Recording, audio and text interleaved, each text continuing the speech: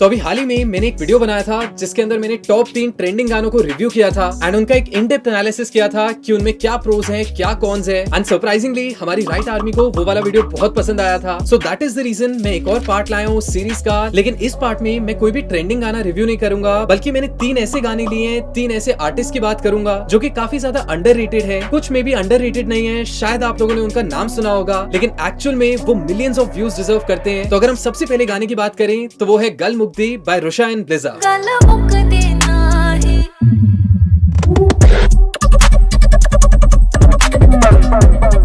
और आप में से जितने लोग नहीं जानते हैं, 2023 में एक दिलबर नाम का गाना वायरल हुआ था जिसका ड्रॉप जो था वो अगेन रुषा एंड ब्लिज़ा ने प्रोड्यूस किया था।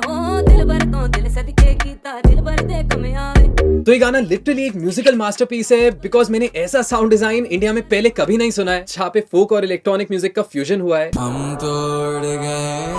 तो स्पेसिफिकली वैसे तो इस टाइप के म्यूजिक को फोकट्रॉनिका बोलते हैं एंड जिस तरह से उसको एग्जीक्यूट किया है, चाहे मैं ऑडियो क्वालिटी की बात करूं, चाहे मैं उसके म्यूजिक वीडियो की बात करूं, विजुअलाइजर की बात करूं, मैं तो जरूर रेकमेंड करूंगा कि आप लोगों को एक ना एक बार तो उस गाने को सुनना चाहिए। तो इस गाने को लूप पे सुनने के बाद मैंने एक चीज ऑब्जर्व की कि इस गाने में क्रिएटिव एफेक्ट्स का यूज बहुत सही हुआ है। चाहे हम कौवे की आवाज की बात करें, चाहे हम बेस स्लाइड्स की बात करें, बेस फिलर्स की बात करें, बेसिकली हर कुछ सेकंड में, हर छोटे से गैप में कुछ ना कुछ एक क्रिएटिव एलिमेंट था जो कहीं ना कहीं लिसनर्स को काफी एंगेज रखता है एंड कहीं ना कहीं सिर्फ प्रोडक्शन वाइज ही नहीं बल्कि मिक्सिंग में भी ईयर कैंडीज का यूज बहुत सही हुआ है। इस पूरे गाने में सिर्फ एक लाइन है, एक सेक्शन है जहाँ पे वोकल्स पे एक बड़ा क्रिएटिव सा रिवर्ब यूज हुआ है और वो कहीं ना कहीं बहुत सही कॉम्प्लीमेंट करता है इस गाने को, इसकी स्टोरी को।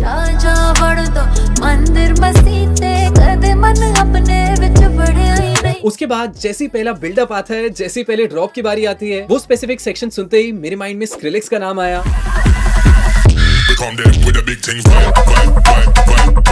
अगर मैं प्रिसाइसली बात करूं तो अभी हाल ही में उन्होंने एक गाना निकाला था रंबल नाम का, तो मुझे थोड़ी सी सिमिलैरिटी लगी, वो बेस लाइन में कुछ रिजेम्बलेंस थी, लेकिन रुषा और ब्लिज़ा ने उसको बहुत क्रिएटिव वे में इनकॉर्पोरेट किया अपने गाने में। आफ्टर दैट इस गाने में बुल्ले शाह जी का भी जिक्र हुआ है, आप लोगों को सुनाई देगा। एंड स्पेशली 2 मिनट के बाद जो मेलोडी चेंज आती है, जो कॉम्पोजिशन में चेंज आता है, वो भी मेरे को काफी इंटरेस्टिंग लगा, काफी सही लगा।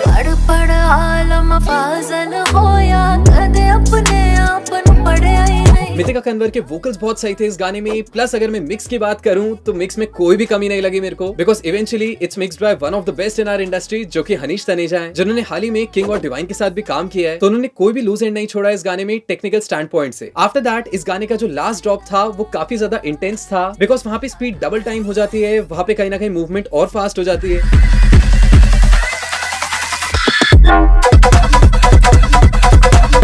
लेकिन एक छोटा सा ग्लिच था जो मैंने गाने के एंड में ऑब्जर्व किया। आई डोंट नो वो शायद आर्टिस्ट ने इंटेंशनली डाला होगा एक क्रिएटिव एलिमेंट के तौर पे, लेकिन कहीं ना कहीं लास्ट में एक किक पैटर्न होता है जो मेरे को स्लाइटली ऑफ फील हुआ। और अगर मैं अपने पर्सनल प्रेफरेंस की बात करूं तो मुझे थोड़ा सा जमा नहीं वो, क्योंकि बहुत देर से सेम फ्लो बन रहा था, ऑलमोस्ट पूरे गाने में सेम किक पैटर्न था और लास्ट में एक मोमेंट के लिए किक को बदलना आई डोंट थिंक बहुत ज्यादा क्रिएटिव था। बाकी आप लोग जरूर कमेंट्स में बताना कि आप लोगों को क्या लगता है। तो अब अगर हम लोग दूसरे गाने पे चलें तो इसका नाम है तीतर और इसके जो आर्टिस्ट हैं वो है प्रथमेश और हार्डबोन।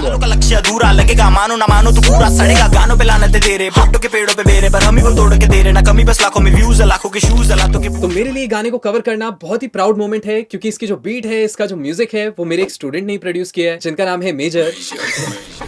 तो इस गाने की सबसे बड़ी यूएसपी जो मेरे को लगी वो थी इसकी बेस लाइन, जो कि कहीं ना कहीं पूरे गाने को ड्राइव कर रही है। भीतर बंदों के में लिथल कड़वा लगेगा, पीना पड़ेगा, यही तो जीवन है, टीचर बन गया टीप कर भूखा नंगा। एंड जितने भी सेक्शंस हैं जहाँ पे हमारी बीट म्यूट हो जाती है, जहाँ पे किक म्यूट हो जाती है, वहाँ पे स्टिल आपको फील होगा कि आपका गाना रुका नहीं है, क्योंकि बेस लाइन जो है वो पूरे गाने को ड्राइव कर रही है एंड बहुत ही सही मूवमेंट क्रिएट कर रही है ट्रैक पे। 100-200 से ज्यादा नहीं होंगे तेरे कहने, घोड़े बेचो मैं तो गाने बेचू तेरे, आके चेपू दोनों। उसके अलावा एक और चीज जो मेरे को बहुत इंटरेस्टिंग लगी इस गाने की वो थे इसके lyrics and at the same time जो फ्लो स्विच हुए।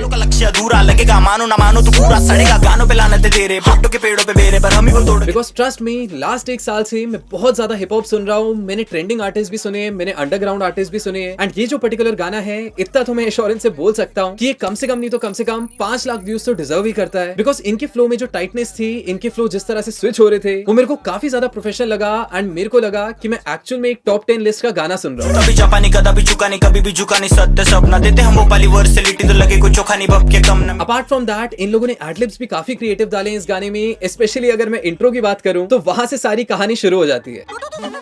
एट द सेम टाइम लगभग 1 मिनट के आसपास भी इन लोगों ने एक बहुत क्रिएटिव एडलिब डाला है, जहाँ पे एक्चुअल में ये एडलिब में कुछ भी नहीं बोल रहे हैं, या फिर मेरे को ये कहना चाहिए कि कुछ भी बोल रहे हैं। सुर्खी सरका सर्किट टूट गया, सर्कस बन गया भर्ती, देखो मैं कुछ भी बोलूं पर नहीं पड़ेगा मंजिल खाली। मिक्स वाइज अगर मैं बात करूं तो मिक्स मेरे को लगता है थोड़ा सा बेटर हो सकता था, स्पेशली जो हाई एंड है वो थोड़ा सा और स्मूथ साउंड कर सकता था। बट यहीं पे एक बहुत क्रिएटिव चीज जो मेरे को इनके मिक्स में लगी वो सिंपली था डिले का यूज करना अपने एडलिब्स में। चढ़ बंदों के मैं बद्दू, भीतर बंदों के मैं लिथल कड़वा, चांद पार वो कांतारा रैप में तो हर दिन गांड फड़ा। एक और चीज जो मेरे को बहुत मजेदार लगी इस गाने में वो थी ट्रांजिशंस। यूजुअली हम लोग राइजर्स यूज करते हैं, अपलिफ्टर्स यूज करते हैं ट्रांजिशन के लिए, प्रोडक्शन के एलिमेंट्स यूज करते हैं, लेकिन हिप हॉप वालों की एक बड़ी खास बात है कि वो अपने मुंह से ही ऐसे इफेक्ट्स बना लेते हैं। तारों में ढूंढ तो मुमकिन है पर अभी भाई मैं तो पहनूं एक chain nosy. Apart from that intro में जो मेलोडी प्ले हो रही थी उसमें एक बहुत सही बाउंस फील होता है। ऐसा फील होता है कि इंट्रो में जो मेलोडी चल रही है उसके साथ साथ एक और लेयर चल रही है जो कहीं ना कहीं बड़ी वॉबली सी साउंड करती है। तो एक बार इसको ध्यान से सुन के देखिए, फिर मैं बताऊंगा कि मेरे को क्या लगता है इस पे क्या इफेक्ट डाला है। तो मेरे अकॉर्डिंग मेरे को लगता है कि इस मेलोडी पे एक स्प्रिंग रिवर्ब डाला गया है, बिकॉज ये जो वॉबली सी टोन है, ये जो स्प्रिंग जैसी टोन है, ये यूजुअली एक स्प्रिंग रिवर्ब ही डालता है। तो इनकेस अगर आप लोग रिवर्ब्स के बारे में जानना चाहते हैं, इनकेस आप स्प्रिंग रिवर्ब को और जानना चाहते हैं, तो इस चैनल पे एक रिवर्ब के ऊपर डेडिकेटेड सीरीज है, आप उसको चेकआउट कर सकते हैं, लिंक मैं नीचे डिस्क्रिप्शन में दे दूंगा। तो अब अगर हम लोग इस वीडियो के आखिरी गाने की बात करें तो इस गाने का नाम है जादू टोने बाय श्रेया जैन।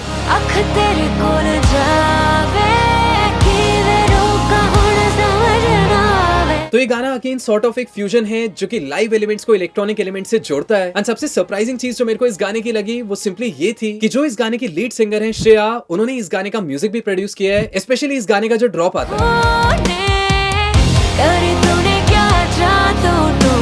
इसके अलावा लगभग 2 मिनट के आसपास एक बैकिंग वोकल्स आते हैं और वो मेरे को काफी ज्यादा क्रिएटिव लगे, क्योंकि वो नॉर्मल बैकिंग वोकल्स नहीं है। जैसे जैसे सेंटेंस एंड होता है, जैसे जैसे हम लोग आखिरी बार तक आते हैं, वैसे वैसे उसकी इंटेंसिटी हल्की हल्की बढ़ती रहती है। एंड जो उस लाइन का एंडिंग वाला पार्ट है वहां पे एकदम से उसका टेक्सचर चेंज हो जाता है, एकदम से उसका फ्लेवर चेंज हो जाता है, जो कि अगले सेक्शन की जो एंटिसिपेशन है उसको बहुत ज्यादा बढ़ा देता है।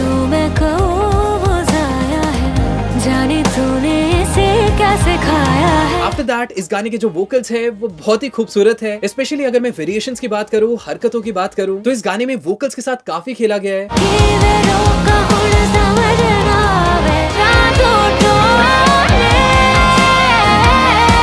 एंड अगर मैं इस गाने की एंडिंग की बात करूं तो वो एंडिंग का जो नोट था वो भी मेरे को काफी सही लगा, बिकॉज ऐसा फील हुआ कि काफी ज्यादा रेज था, काफी ज्यादा एग्रेशन था।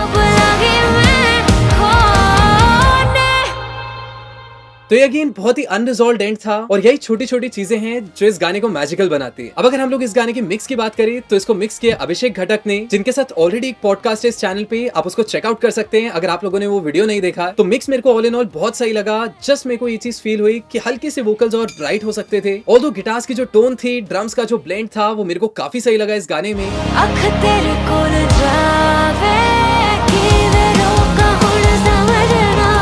लगभग 3 मिनट के आसपास कुछ बैकिंग वोकल्स आते हैं, वो मेरे को फील हुआ कि स्लाइटली और बढ़ाए जा सकते थे, स्लाइटली और हाईलाइट किए जा सकते थे।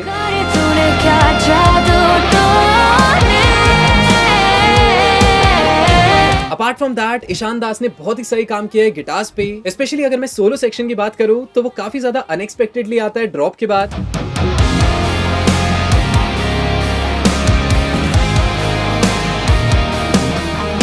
अपार्ट फ्रॉम दैट सचिन शाही ने ड्रम्स प्ले किए इस गाने के, जिसने बहुत ही सही मूवमेंट डाल दी है ओवरऑल ट्रैक में। मुझे बताया है आया तुझे पे ही आया है। सो ऑल इन ऑल अगर मैं अरेंजमेंट की बात करूं, अगर मैं इसके एग्जीक्यूशन की बात करूं, तो मेरे को ये गाना 10 on 10 लगा। एंड ट्रस्ट मी, ये वीडियो को शूट करने के बाद भी मैं डेफिनेटली कुछ टाइम तक इस गाने को लूप पे सुनने वाला हूं, बिकॉज इस गाने के आइडिया से लेके एग्जीक्यूशन तक हर चीज पे बहुत मेहनत लगी है, एंड वो कहीं ना कहीं एक कंप्लीट स्टोरी की तरह फील होता है। तो आप लोग मुझे नीचे कमेंट्स में बताओ कि आप लोगों को कौन सा गाना सबसे ज्यादा पसंद आया, एंड ऑल्सो नीचे कुछ सॉन्ग सजेशंस देना जिनको आप लोग चाहते हैं कि मैं कवर करूं अगले पार्ट में। भाई मैंने भी हाल ही में एक अंडररेटेड आर्टिस्ट ढूंढा है। अच्छा, कौन सा? ड्रेक। है? ये कहीं वो वाला ड्रेक तो नहीं है? पता नहीं भाई, कनाडा का कोई रैपर है। भाई तू कहीं इस ड्रेक की तो बात नहीं कर रहा? हाँ हाँ भाई, यही वाला। ये अंडररेटेड कहाँ से हुआ? ओह सॉरी, मेरा मतलब था एडल्टरेटेड।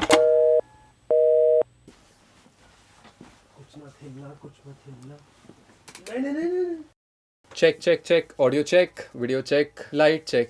चेक। और वो ये कन्वे करने की कोशिश कर रही थी कि ऐसी क्या जादू टोने कर दी है मुझ पे कि मैं तेरी होने लगी हूं। तो आई होप उनको उनका आंसर मिल जाए। नहीं भाई मैंने भी एक अंडर आर्टिस्ट